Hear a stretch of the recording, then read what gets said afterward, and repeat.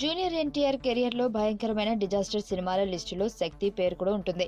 Vyjayanthi movies banner పై చలసాని అశ్విని దత్ నిర్మించిన ఈ సినిమాకు మెహర్ రమేష్ దర్శకత్వం వహించారు.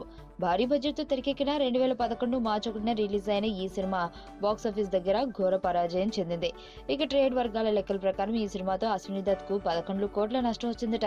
ఆ సినిమా తర్వాత ఆయన ఆర్థికంగా దెబ్బతిన్నారన్న టాక్ కూడా వచ్చింది. అసలు ఎన్టీఆర్ ఈ సినిమా ఎందుకు చేశాడు, అశ్విని దత్ ఎందుకు నిర్మించారన్న ప్రశ్నలు సైతం శక్తిపై వినిపించాయి.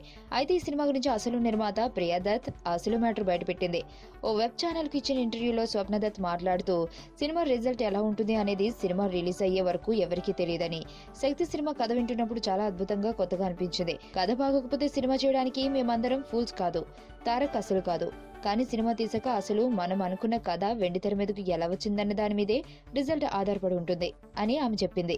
ఇక శక్తి విషయంలో కూడా ఇక్కడే మైనస్ అయిందని చెప్పుకొచ్చింది స్వప్న దత్. ఇక తండ్రి బాటలోనే నడుస్తున్న స్వప్న సైతం చాలా రోజుల పాటు మంచి కథలనే నమ్ముకున్న ఫ్లాప్ సినిమాలు తీసింది. ఎవడే సుబ్రహ్మణ్యం సినిమాతో ఆమె సక్సెస్ ట్రాక్ లోకి వచ్చింది.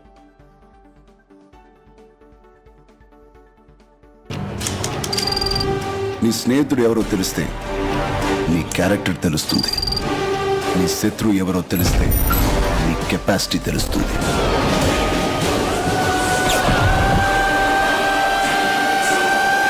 నా శత్రుని సెలెక్ట్ చేసుకున్నా.